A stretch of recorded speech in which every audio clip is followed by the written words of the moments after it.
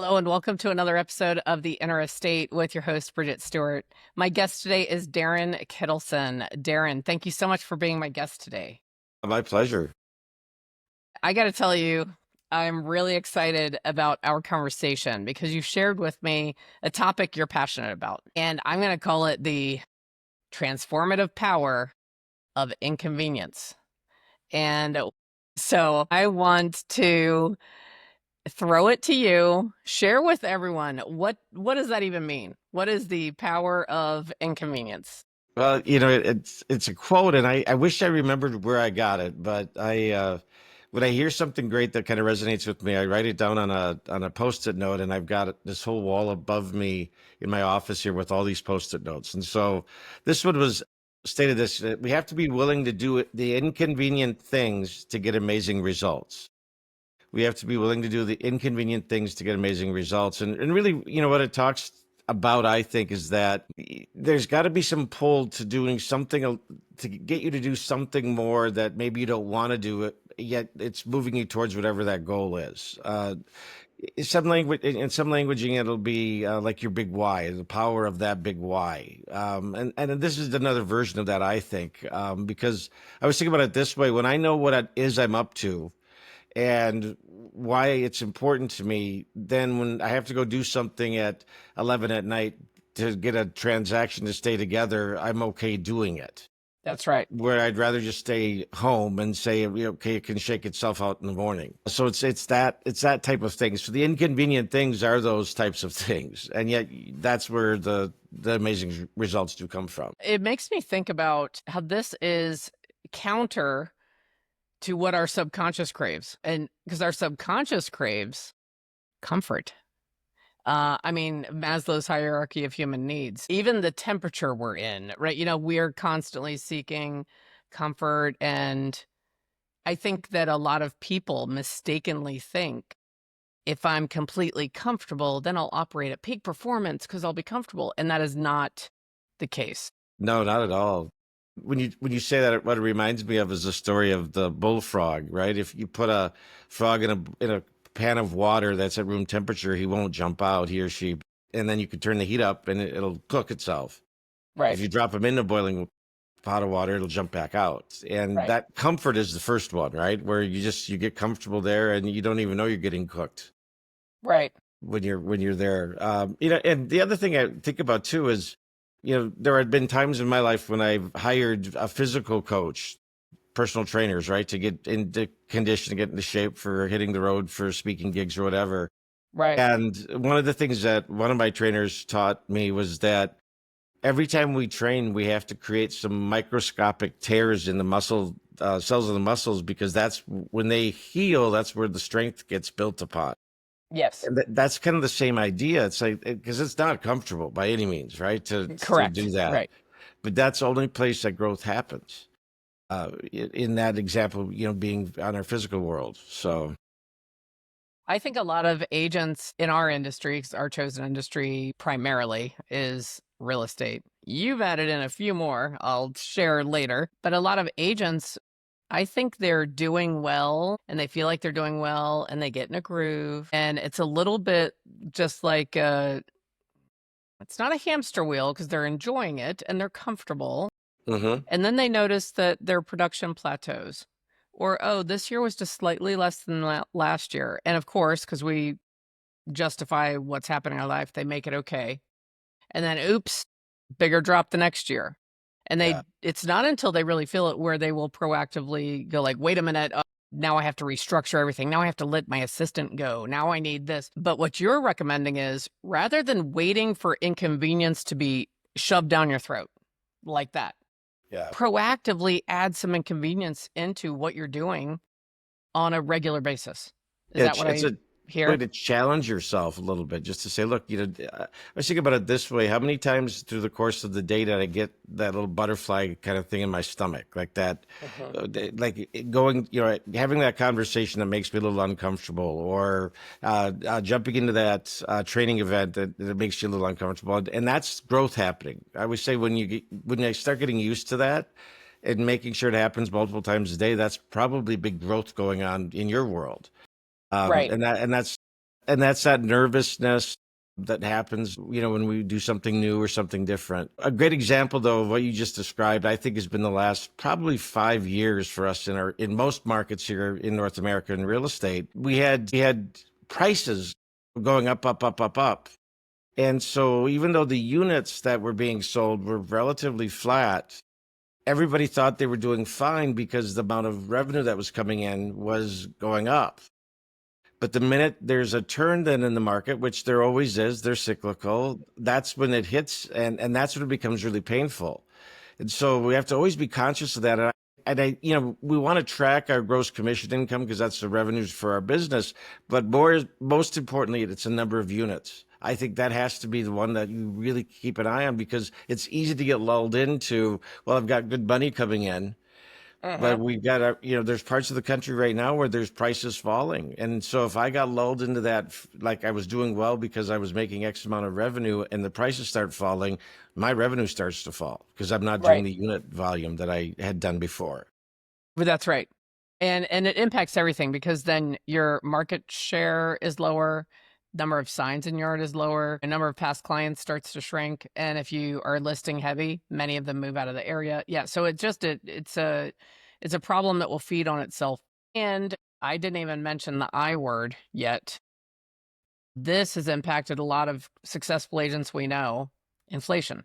Yeah. So there are some agents, and this, by the way, is a great business. But you and I both know agents that sell somewhere between 30 and 40 homes a year in any given market. The cost of the homes and the commission earned is commensurate with the market. So they're Mhm. making above average money for their market, right? And they have a great life. They go on vacations, they have a beautiful house, they have nice cars, right? So they're living well. They got slapped in the face. So they can choose that. You can do that for 25 years in a row. Okay. Right. And not worry about growth. Inflation has slapped them in the face, and some have gotten just knocked right off the horse. There's erosion on all fronts, and some of them you have no control over. So That's what do you true. recommend? Stay focused on the things you have control over. Yes, So I have control over how many people I have a conversation with every day. I mean, I can absolutely. control that. I could actually back my numbers up to know exactly how many I should have every day in order to stay on target for what I say I want to accomplish this year.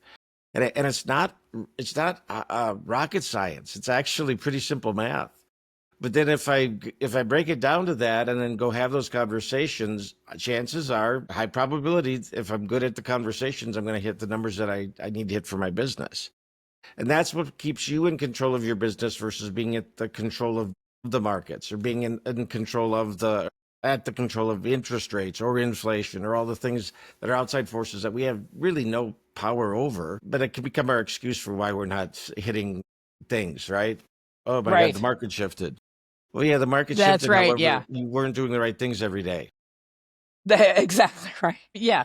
Whenever someone says to me, market shifted, I'm like, okay, next. Today, the weather is what? It is. As a business owner, I will say to them, pull up your MLS. Were there any new listings launched today? Did you go on those listing appointments and lost? Oh, you didn't even go on those appointments? Okay. And there, pull up the closings. So, so your market didn't come to a halt. It's not zero, right? So you're exactly right. Well, and the whole idea that is to create the habits around those things you can control on a daily basis so that you just do it. It just becomes natural to who you are. And for most of us, those aren't natural behaviors. Right. Correct. But it is to get to that spot. And here's the thing I will assert, and it doesn't matter what type of market you've got from a seasonality perspective. I believe if you're doing that, and I've done this with a number of the agents I've coached in the past, if I'm doing the right things every day, every day, every day, no matter what season it is, I should have no more than a 10% swing in my revenue month to month. Yes. And agents will go, well, that's not, you don't know my market. I've winter and Right. no one does anything in January and February. And I'm like, no, there are still people doing things. And I've yet to see a month in any market that there were no sales, I know. Yeah. right? So there's still that happening. But the other part of this that I think is a blind spot for a lot of agents, especially as they start to leverage and build maybe a team and they bring admin people on. I'll use my market as an example where we do have seasonality that everyone kind of buys into. I'm in Madison, Wisconsin. Dead of winter can be pretty brutal, and so no one buys and sells anything then. Not true, but it's the numbers drop off. I'll assert most of that is because the agents aren't showing up. There's still buyers and sellers out there. We just don't have the agents to service them. But then, and so they'll start their year out, one of our agents, and they'll kind of be lagging behind what they need to be hitting in order to hit the goal for the year. And they'll make a comment like this, well, that's okay. I'll make up for it in the spring market. When April and May roll around, we're going to make up for the things that we're behind on in, January, February, March. Right. Well, what's interesting about that is if you've got admin people, now the behavioral profile of a really good administrative person is someone who doesn't like big swings in things. Correct. They like Yeah. they like things to be Consistency. kind of the same every day. Yes. You're gonna first off, you're gonna stress them out, and more than likely you're gonna lose great talent because they won't put up with it. They just said because it will freak them out. And if you do 60% of your business in 3 months of the year, just because you buy into this idea of seasonality, be prepared to have challenged by getting great talent on staff for you. And it's not fair to them because then you're shoving all of that to them in those few months and expecting them to not make mistakes, expecting them to make sure the files are perfect or whatever their role is. And it's something that you kind of created if you're the rainmaker on the team. And you don't have to, it doesn't have to be that way. That's the piece of this that I think I wanted people to think about or remember is that I can have my business be consistent. And if you think about this, a 10% swing in revenue month to month, that's the most it should ever be. So let's say, just for sake of example, I've got a goal of 1.2 million in gross revenue, commission income for my business this year. The simple math, right? That's what, 100,000 a month. So 10% swing would be, I should have a month with no less than 90,000, and I should have a month that shouldn't be greater than 110. And think about that. If you can get your business to that level of dialed in, is the decisions you make about how money gets used is really pretty simple That's right. because you have consistent flow of it. So it's not, when money starts flowing in big chunks, you start spending wildly because you don't have big chunks coming in. You have the same slow and steady kind of happening all the way through. That gives you a better opportunity to run a really good business as well. I don't know if that makes sense, but I just think Absolutely makes sense. if I know what my revenue is every month, I can make better decisions. You can make better decisions, right? Yeah. And I want to go back to one other little thing that you said. Agents will say, I'm not worried about December, January, February, because I'll make it up in the spring. Then guess what? Then guess what they say in the spring? I'm having a great spring and now I'm ahead. I don't need to worry about the third quarter. Yeah. You can't have both. Were you covering for the behind you or covering for the front of you? And by the way, quick side note, Darren. Yeah. This one conversation, if any salesperson out there or real estate agent doesn't have a coach, this is a great reason to get a coach. We will help you see this for yourself and avoid it and build to where you are having consistently baseline of 80,000 GCI every month or 110, as the example you gave, grossing over $1 million and then working and refining to net over $1 million. You and I both enjoy doing that. I love doing that. That's one of my favorite things to do. And I know that you enjoy that as well. Well, and it's not luck. See, No, that's the thing, it is not. because it's not a It's a business built business. on luck. It's a business built on solid principles with the right actions happening on a regular basis. Right. And that's where that's why it's not a big secret, although there are far too many agents who I think rely on luck because they're unwilling to build the habits that will continuously bring business opportunities in front of them, regardless of what the number their goal is, right? Because it doesn't matter to me if it's $1 million or if it's $100,000. I can do That's the right. numbers for anybody to get it to a spot where we know. Yeah, it doesn't change. Now, what changes is I get better at my dialogues with people, and so I become more effective. So it takes fewer of those to get what I need accomplished, and that just comes with time on task and practice. So, and that's the place that's where people can really tweak things and go bigger with it faster, is just get great at your dialogue. So I want to ask you, because you've really leaned in on this, the power of inconvenience, and knowing you've trained yourself, correct me if I'm wrong, you've trained yourself that if you feel a little too comfortable that you shake things up, you do an evaluation, you look at the 7 circles of life, and you're like, hold on. Because sometimes comfort blinds um, something that isn't doing well, and you're just not looking at it, right? So you do that, and then you decide to challenge yourself, to use the words Yeah. you used. What would you recommend as a very first step? So let's say someone's listening to us and they get what we're saying and they don't know where to start. What is one simple thing they could start with? I would say think back to the last time you had that nervousness in your stomach or your gut. And if you can't remember when that was, you probably are at that spot where you're just comfortable. And so then it's to say, look at, no, and then I would say, where in my world, it could be in your personal life and your business, Right. would I like it to be something more? And that's really all it is. And that's where I could go look at it and say, okay, here's the thing. I mean, this is okay, but I really wish it wouldn't be always like this. What could I do? And that's where I go look to shake things up. And I heard somebody years ago talk about, and I think he was a tech entrepreneur. So he was through the booms and busts of the tech era. And he said, my financials situation is set up that I never have a lot of cash. And he said, what I learned from the first cycle that he got pummeled in with the tech boom was that when money was coming in, he was spending it like it was going to continue forever. And then he learned Yes. that it went away. And so now what he's got set up is that it's going into investments all the way down to just a few dollars to live on for him on a monthly basis. But everything else is going into investments so that they'll be there if there's a downturn. And if there's never a downturn in that, again, for him, great, because he'll be in a More great is the better. shape. Right. Yeah. But he said his friends always give him grief because he did so well in these businesses. He was always, in their mind, he was always broke. And he said, I just didn't have cash available. I don't want cash like that. He said, I want to make sure it's being put out to do the things it's supposed to do for me long term versus short term. Right.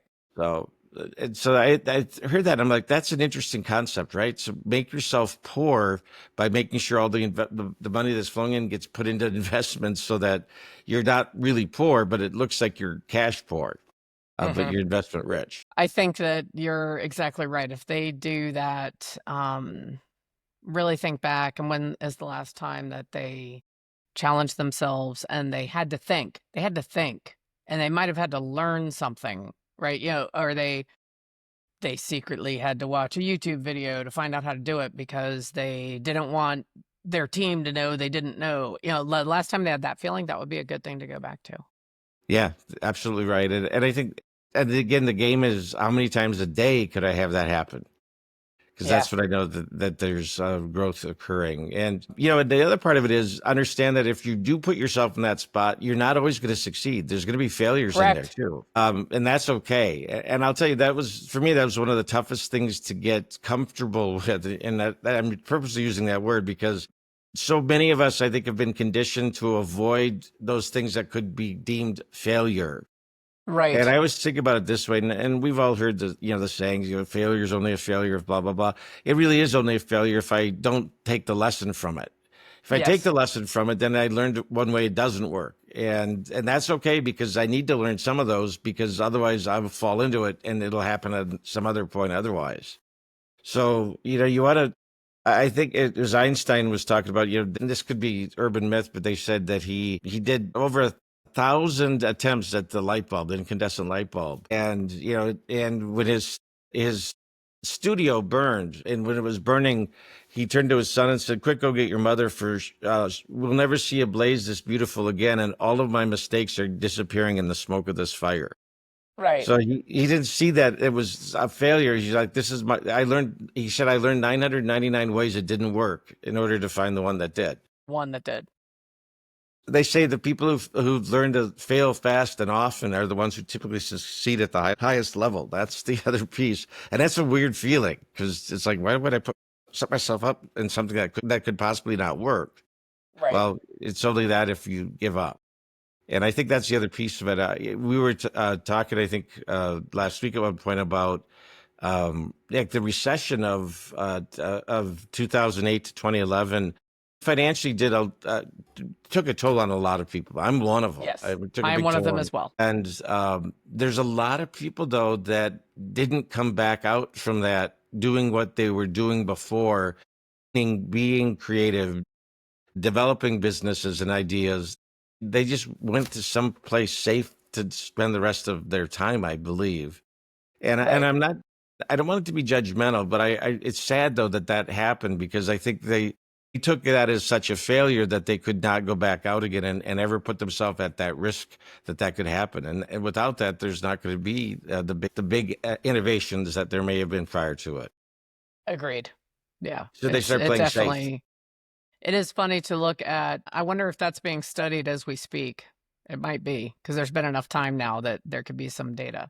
But what was the impact of that? Because I know in my inner circle, I stayed in real estate full time through it. I was not unscathed. Uh-uh. It was very traumatic. However, with intentionality, I remember in 2011 saying, you're rebuilding from this and you're rebuilding stronger and bigger, right?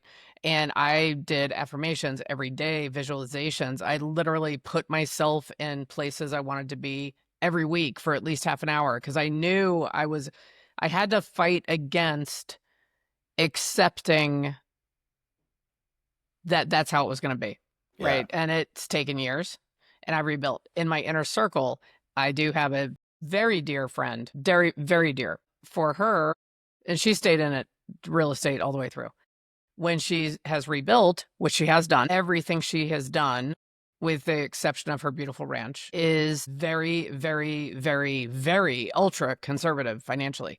So the money is making a little bit of money, Yeah. but it's not making a lot. So it's been funny. And she and I talk about it, and we're almost like, oh, we'd be a great side-by-side comparison. So it's interesting what's happened post that time.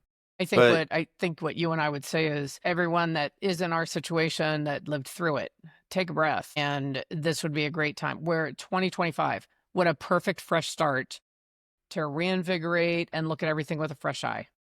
yes, I mean, I think, and you know, that start of that January 1st is just a date that someone That's right. Yeah. determined is, it's so funny to me how we treat that date, but we could treat that date as October 1st if we chose to, right? Correct. That could be the start. It's interesting too, and this is where, and I may be wrong in this, I don't know, but I share what happened to me during that time publicly quite often, because I think there are too many people who felt like they were the only ones who went through I stuff like know. that. I know. And Yeah. that's so lonely. And so, so when I'm in a group and I may be doing some sort of training on financials, I'll talk about my experience through that time. And invariably I'll get people to come up to me, and it's almost like they have to do a confession, and I was Yeah. like, okay, that's now the key is, what are you doing now? I mean, so That's right. take the lessons, and I was going to ask you, Bridget, as you built back from there, did you build back? Did it get to the level from a financial standpoint faster than it did the first time? Because coming back out of this, you do more than you did before. I will not say faster. I will say far more solid, which, by the way, we all come into adulthood with different levels of financial knowledge, right? And I'm blessed that mine was, from what I've heard from other people, a little bit above average. And also, I'm a numbers nerd. That always helps. But I rebuilt stronger. And guess what I've done? I mean, people are going to think we set this up. We totally did not. Guess what I sought out? A coach on A the financial coach, side of things. education, Yep. counsel, accountability group, to this day, by the way. So I started this so I've got financial advisors that work together. I have a wealth building coach that's one-on-one. We do once a month, so it's a little different than the structure in the traditional real estate. Sure. Short, once a month, once a quarter, longer. And I have an accountability group, and you're going to laugh. There is a group of 4 very successful women. We're all across the country. Every day at 3:00, some number of us is in a Zoom room. Sometimes Yep. it's 4, sometimes it's 2. On occasion, on a Sunday, it's 1 and it's me, and I still stay in there and I talk to myself and I do what I need to do and then I leave, right? So But it's every and it's day of made the it week. amazing. It's not even It's Sunday through Thursday, okay. Interesting. because for that accountability group, it's very market driven. So the markets are open Sunday afternoon through Thursday for the markets that we're studying. So again, I was not doing that prior. Prior, I was resting on mom and dad did a great job. They taught me about debt. They taught me about credit. I, paid. So I was operating from what I guess we would like my natural skill that had been enhanced by my environment. But I was not necessarily looking to expand it. I felt like, yeah, this is it, right? And then, by the way, because of that, I was, again, not unscathed. No one listening, please don't think it was unscathed. But I was able to stay full-time in real estate, still took losses, still had to pull money out of retirement accounts and had tax Yeah. penalties that were Oh, screwed yeah. up for years. Yeah, still a melee, but made it through. But now, oh my goodness, now I would say when you were describing your friend, I'm probably a little bit more like in his boat. Okay. Not exactly the same, but so you can do it. And it doesn't matter how old you are, and it doesn't matter where you're starting from. But as a coach, that's what I sought out, and that's what I still have now. Well, it's interesting. So I heard you say is that faced with what you went through, went and put the structure in place that will support you so that that wouldn't happen again. Correct. Yes, that is And exactly and even though what I you're did. through that time, that support structure is still in place because it's an essential piece of your continued succeeding in this thing called your life and your business, That's right. right? It's like it's never over, right?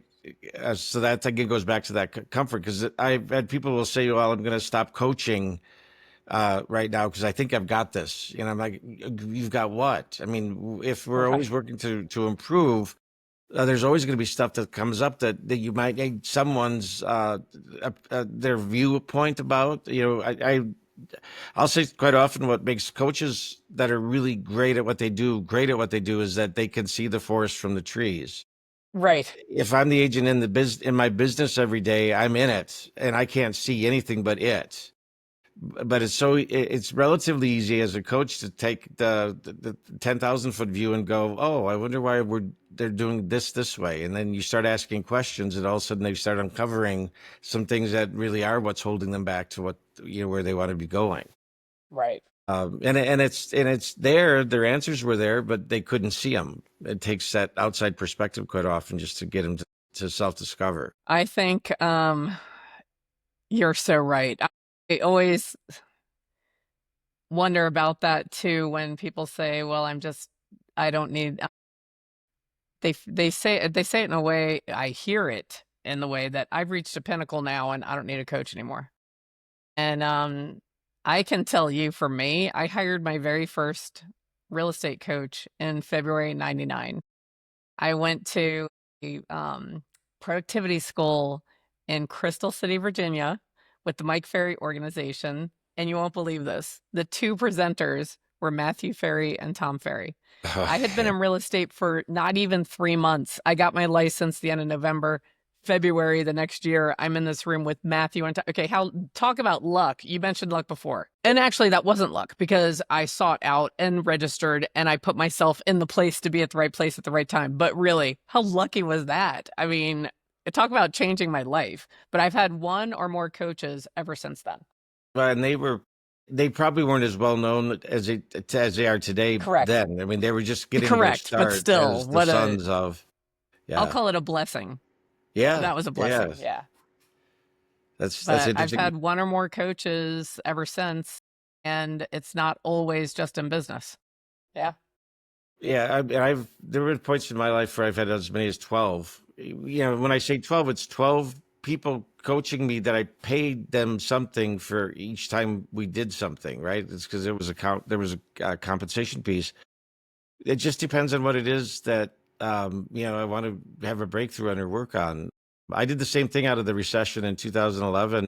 I Me hired too. a money coach who happened to be a rabbi and a psychiatrist by professional training. It was fascinating. I had 6 months, and it was a big investment, but man, I learned so much. And it was more about like what was here. That's why I thought rabbi and psychiatrist was That's such a right. perfect thing, because that was so much of what we worked on. And I did that because I wanted to change some behaviors that weren't serving me from my past, right? This whatever it was that had equipped me to be in the financial world, as a young adult, wasn't well prepared. Hmm. So Right. I tell a lot of my newer agents now, or my younger folks too, I said, I don't want you to go through my path, which was I spent my 20s and 30s screwing it up. I spent my 40s fixing it so that when I finally got into Right. my 50s and 60s, I could start having some sort of a life with some control over finance. You don't have to do that path. That it doesn't have to be Correct.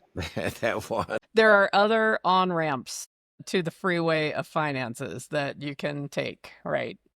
Well, and how did you rebuild from the recession? It was it was everything.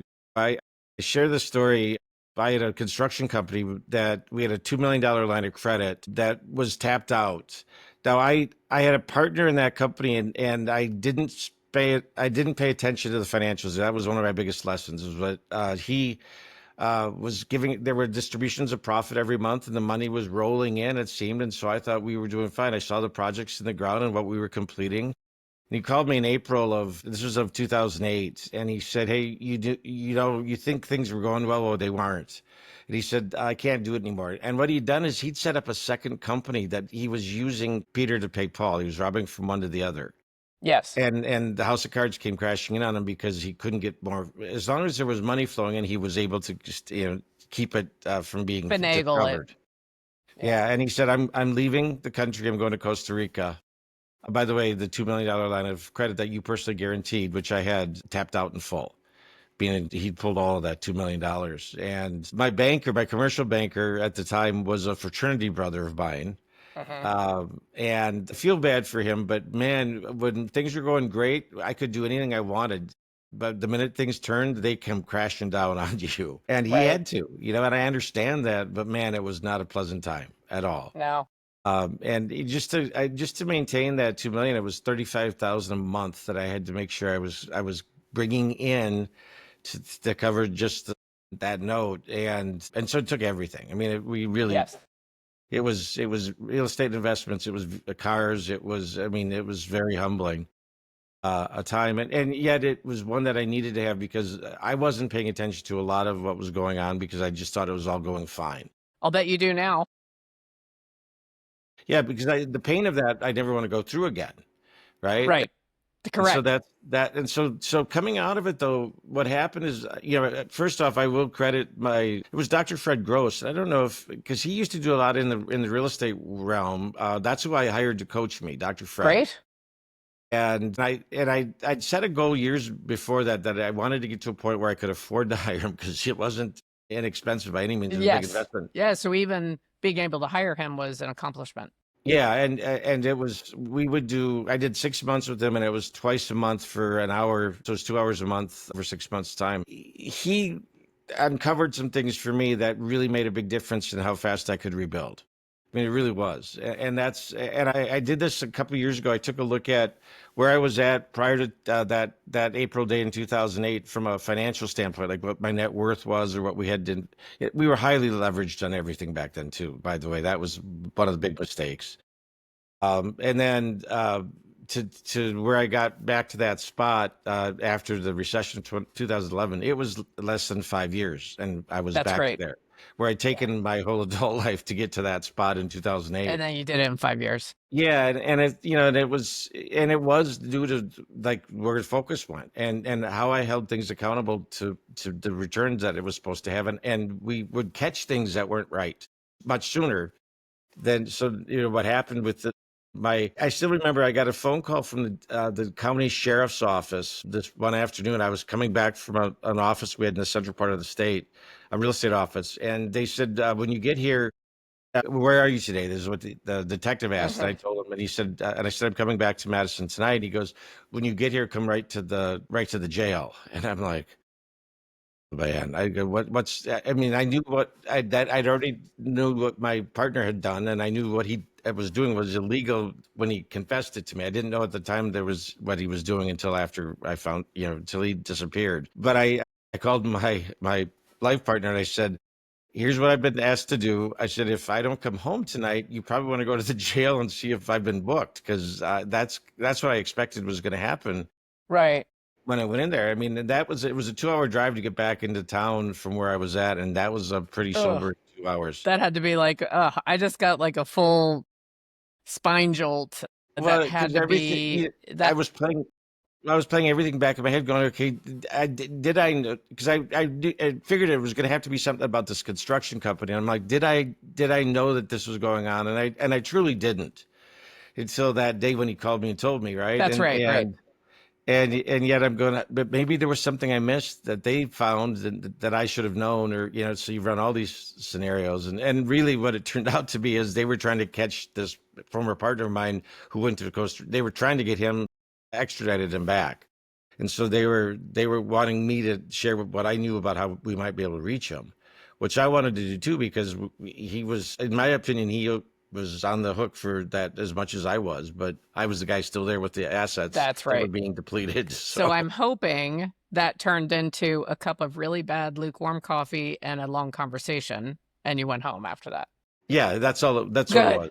Yeah, it's good. still distinctive though. I mean, I Oh, never I'm want to sure be it's there still again. no, no, you But do not. yeah, it was, and it was, yeah, it was a bare light bulb, bright room, like the confession Yes, rooms you'll yeah. see, it's that kind of stuff. But yeah, Bad tepid coffee yeah, in a and styrofoam cup that gets steel all furniture. discolored as you're drinking it. Yeah. Yeah, that Okay. it was Oh, much like you see. well, and look, okay, big contrast. Who wants a big contrast? Today, I actually was thinking Darren Kittleson. I could introduce him by doing a joke. A cattle rancher, a public speaker, an executive level real estate and sales coach walk into a bar, but they only order one drink. How is that possible? Because that's you. Like, Yeah, and by the way, oh, I even forgot. Part owner of a thriving real estate office, the Keller Williams in Madison, Wisconsin, correct? Part yes, owner of yeah, that.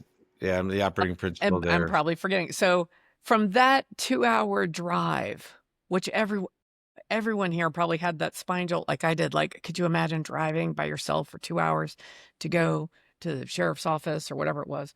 To now, very successful beef cattle ranch with an amazing breed, all of that.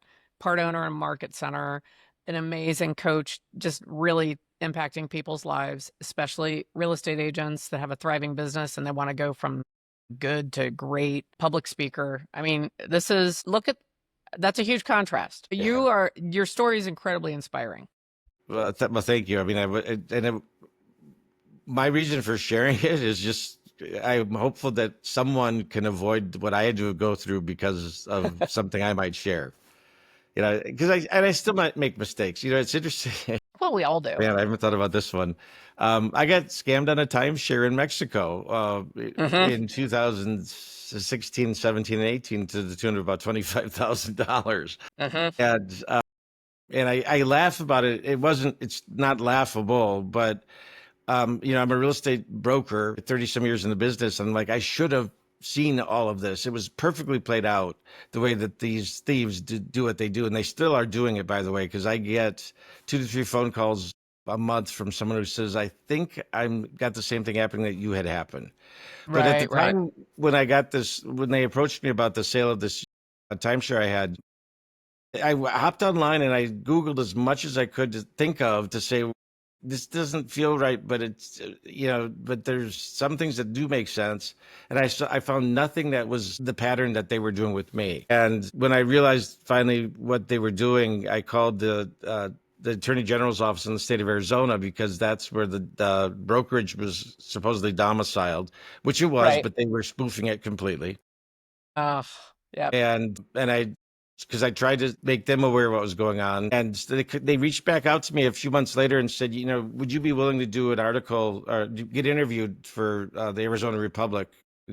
I think is one of the biggest papers in the state about this. And I hesitated because I thought, oh gosh, I'm a real estate broker. I'm going to be this article about this guy who got scammed. Will my competitors say, look at how dumb he is because he let this happen? And then I talked to my attorney, who's really conservative about stuff, and he said, you Hmm. should probably not do the interview.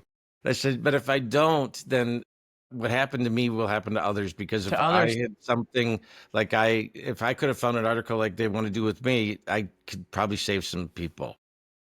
And that's why we chose to go ahead with it. And maybe there's been backlash. I don't know. But here's the thing. I get calls all over from US and Canada, both actually, from people. And some folks have lost a lot more money than I ever did in this. Right, right. But it was a perfect, so I still mess up. That's my point. I mean, it was kind of a big deal coming out of the recession. We could buy this time Yeah, right. Yes, and it turns out it's a that I do scam. this thing with it, 4 years later, and it's like, I so commend you for doing the article. And in my perspective, which I know I'm just one person, I would not read that and say, boy, isn't he dumb. I would look at that and say, dagnabbit, if they could even do that with someone who's in real estate, they're really good. And I believe a lot of people felt the same way. And as you've said, people have reached out. So you probably protected a lot of people. And to me, that's one of those moments where we're proving we're human, yes, and we're not robots. I will share with you a random side note. I think when people fall for romance scams that are just, it's so sad. So I'm not being critical, but it's so obvious. That's when people say, oh, that person might be a little less intelligent. So I think you're fine. And I think you probably saved countless unknown people who read that, and you'll never know. But I think it was probably a big impact. yeah, and I mean, and I do know that, and I didn't do it. Well, I did it for that reason, actually, because I wanted to make sure that there was something out there that people could find easily, and they still are to this day. Yeah, and I think that was published in 2018, if I remember. So Hmm. it's been out there for a while. Yeah, here's the thing, and this is the thing that's always baffled me about us as humans, especially in this world of social media, because everybody's life looks perfect, Correct. right? They call it now the doom scroll, right? Like if Yes. you Yeah. Doom scroll. that, which is it really is, because if you look at all these things that people are posting on social media and everything's perfect, I'm not saying I want to see the imperfections on social media, but what I'm saying is that I think we have to be able to be real with each other at times, because it's too much pressure to always think that everything has to be perfect. Because when things are going wrong for you, you feel like you're the only person in the world that happened to. That's right. Unfortunately, and I saw this during the recession in '08, I had acquaintances here that took their own lives when things turned upside down financially, and they thought that was the solution, which it never is. That is not. Yeah, it's not. But the sad thing is that they thought it was only them, and that was the way that they had to get out of there. Right. Leaving family and children and all kinds of others, just that were really victims from that Such a act. huge loss. It is, Yeah. and I think it could be prevented if people would just start being more real about what really is happening. I mean, I'll share something happening right now. Even with education and a coach and really striving to be as financially sound as I can be, I still had, by the way, still tied back to something that started at the tail end of the recession, a mistake on my taxes, which was inadvertent, and it turned into, like, I don't need to go in details, but like the IRS interprets it this way, but we thought we were interpreting it the right way. So what did I do? I hired a tax attorney who in some ways is like a coach, right? And Yep. she's helping me fix that. But it is funny you mentioned that, because a lot of people look at coaches and they think, oh, look, their lives must be perfect. They, everything must be, completely wonderful because no, we are also human. We are Yeah. also human, and we still fail forward because both of us, I know, are still growing. So things are going to get messed up. It's going to be messy, and that's part of the inconvenience. So And it really is. Yeah. yeah, so it actually ties back to what you were saying. I started to formally coach for an organization in 2009. And I think it was about 10 or 12 months into the first year into this that I went to the person who owned that organization. I said, I'm really struggling. I said, I'm having a hard time being, how I think people think I should be. Like Hmm. life is perfect and everything's great, because I had stuff going on. And I still remember, I still call her my thinking coach. She goes, "Oh, congratulations, you're human." That's right. And but for weeks leading up to that conversation with her, I was beating myself up so much because I'm going, why do I feel like this? Why do I don't feel like talking to people today? It's like, but Right, that's right. what I'm Yeah. supposed to do. It's like we have those too. Yeah. So, and she helped reframe things. And I think that's one of the techniques that has become so powerful. When I started training a course where I'd have anywhere from 100 to 150 students in this class every week for 8 weeks. Right. And it was cool because I got to really get to know people even at that size. But what was not cool for me was I was inundated with emails in between those sessions every week from the students. Hmm. And I was having this meltdown about that. I said, "Oh my gosh!" I said, "I never signed on for all of that. I mean, that's That's like right. until 2 in the morning. I'm returning emails, blah blah blah blah blah." And I just go, "This is just awful." And my thinking coach said, "She goes, let's think about this differently." She goes, "What would be the opposite of that?" I said that they wouldn't be asking me questions via email all week. And she goes, "But would you think that they were as engaged in the content as they are by asking questions?" And I'm like, That's right. "Oh no!" And I was like, it hit me, and I'm like, she goes, "What if you just held it out that you're so grateful that you've got all of that because they're so engaged in the content that they're really getting the most from the what you're training?" And that just changed the whole thing for me, right? And all it was a change of how we deemed what it was that was going on. I still had emails to take care of until 2 in the morning some nights, Right. but it didn't matter because that was like the joy of having that level of engagement versus the burden of it. That's right. So Well, you know what? I would love it if you and I both shared one, and I know you shared one already, but just to tie this back to anyone, let's share one bit of advice that would be inconvenient that we know would have an impact on anyone listening. I don't care if they're in sales, they're not, they're retired, they're management. I don't care what they are. What is one bit of something you could do that would be considered an inconvenience for most that would have an impact? What's something someone could do?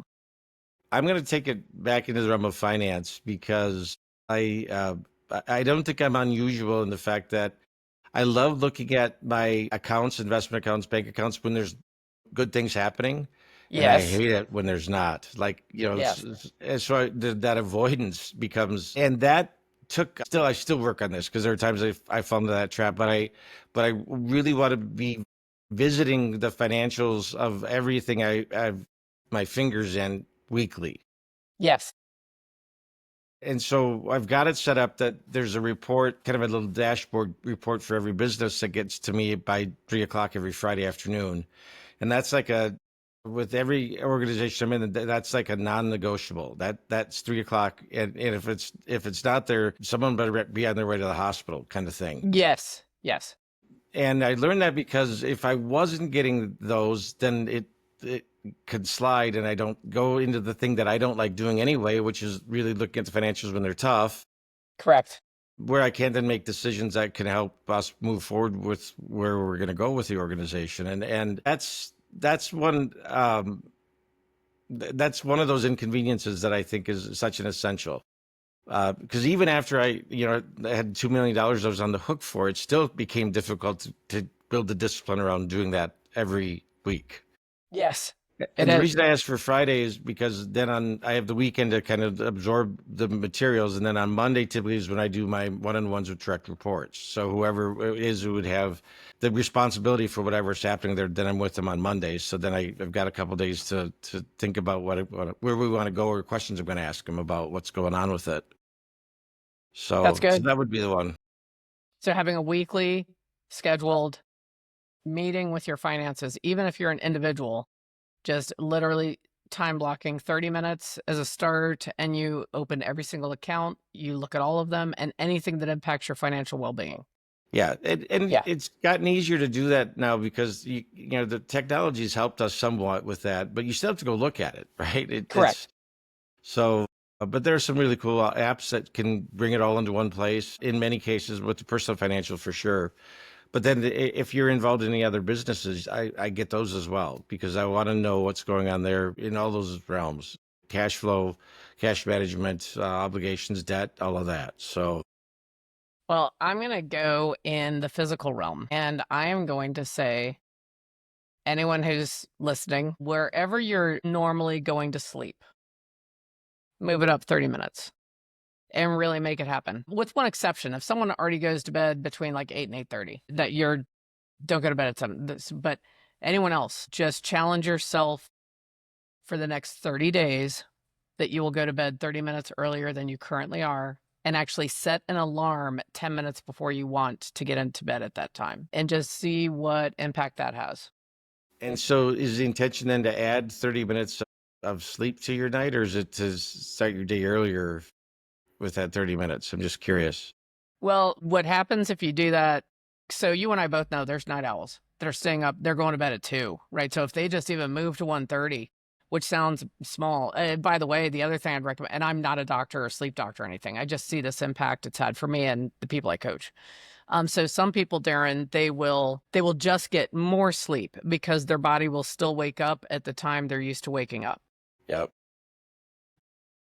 So and yet some people they've already trained their bodies that they get a certain number of hours. I tend to be around 6.5 hours. So it doesn't matter when I go to, I'm usually going to sleep about 6.5 hours and I get good quality sleep. So some people will very naturally just start waking up before the alarm. And I don't know if you've had the same experience. I feel like people typically tackle sleep or they tackle the morning by saying, I'm going to get up earlier. They always start with the earlier side, where I found more people have lasting impact if they actually start at the nighttime.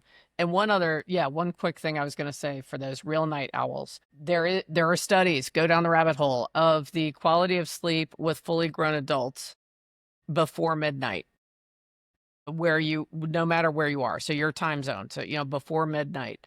And if you could just start working on that, it'd be interesting for you to do that experiment and see what impact that has. But that is inconvenient because we are creatures of habit. That is a phrase for a reason, right? And maybe you have shows you like. Maybe you like doing a foot soak. Maybe you like, talking to your mom after dinner. So it's inconvenient to say, wait, I'm going to go to bed half an hour early. But I'd challenge you, 30-minute challenge. I mean, a 30-day challenge, 30 minutes earlier than you currently are, and see what happens. Interesting. Yeah. I know one of the things, there's a fallacy that as you get older, you don't need as much sleep, but that's not Bingo. true.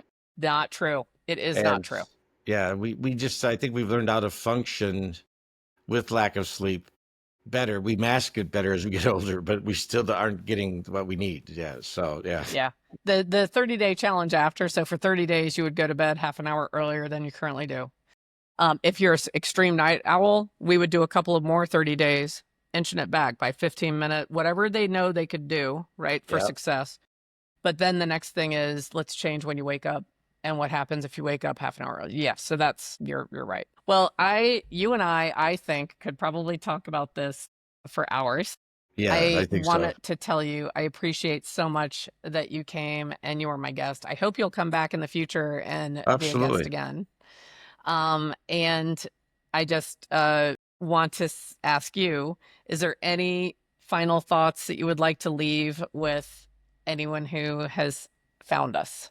Final thoughts. Bridget, you did a wonderful job weaving back into the power of coaching. And I don't want this to sound self-serving. I mean, we do coach. Right. There's very few coaches I know that coach just because they would want to make money, because Correct. that's not what it is. I mean, money is a benefit of this. However, it's what we're doing with the clients that we're working with that make us want to do more of that.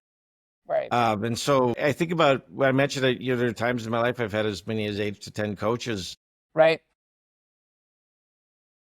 When I find something that I want to move through quickly, that's when I try to get coaches in every realm of my world. Because Me too. then I show up and I do what they coach me to do, and things happen. Yes. And there's some lasting effect to it that I don't have to always have all of those coaches there, but I always go back to coaching in those realms in almost every case at some point from time to time, because I find I've slipped backwards.